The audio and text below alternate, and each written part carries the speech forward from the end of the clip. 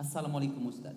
Waalaikumsalam warahmatullahi. Apakah seseorang yang meninggal dalam keadaan sakit dan sedang hamil terus meninggal bisa disebut meninggal dalam keadaan husnul khatimah? Mohon penjelasannya, jazakallah. Orang yang hamil lalu meninggal dunia, seandainya dalam kehidupan sehari-harinya dia melakukan ketaatan dan kesolehan, harapan kita dia wafat di atas husnul khatimah. Harapannya seperti itu. Apalagi meninggalnya ketika melahirkan. Ada beberapa ciri-ciri husnul khatimah, di antaranya wanita yang wafat ketika melahirkan. Namun tidak semua wanita yang melahirkan.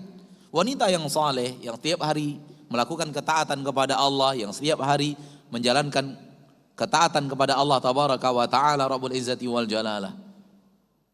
Lalu bagaimana dengan orang-orang fasik juga wafat di saat melahirkan? Maka ini bukan indikasi husnul khatimah. Akan tapi orang muslim, orang yang patuh dan taat lalu wafatnya seperti ini. Orang yang patuh dan taat lalu wafatnya tenggelam.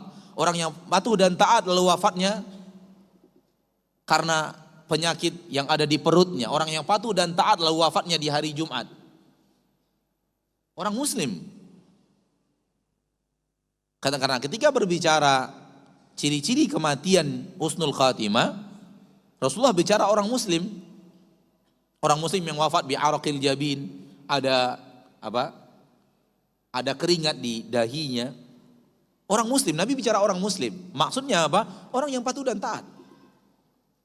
Orang yang dalam kesehariannya kita lihat patuh, taat, beribadah kepada Allah tabaraka wa ta'ala, menjaga lisan, menjaga mata, menjaga amalnya supaya tidak melakukan maksiat, kita kenal dengan kebaikannya dan kesolehannya. Lalu dia wafat dengan indikasi-indikasi husnul khatimah. Harapan kita husnul khatimah. Harapan kita husnul khatimah. Kepastian tidak boleh.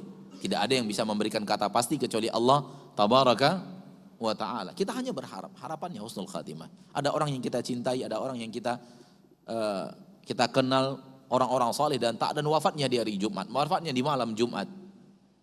Kita katakan, kita berharap sekali, ini adalah ciri-ciri indikasi bahwa dia wafat dalam husnul khatimah. Karena Nabi SAW mengatakan orang muslim yang wafat di hari Jumat atau di malam Jumat, maka dia aman dari fitnah kubur.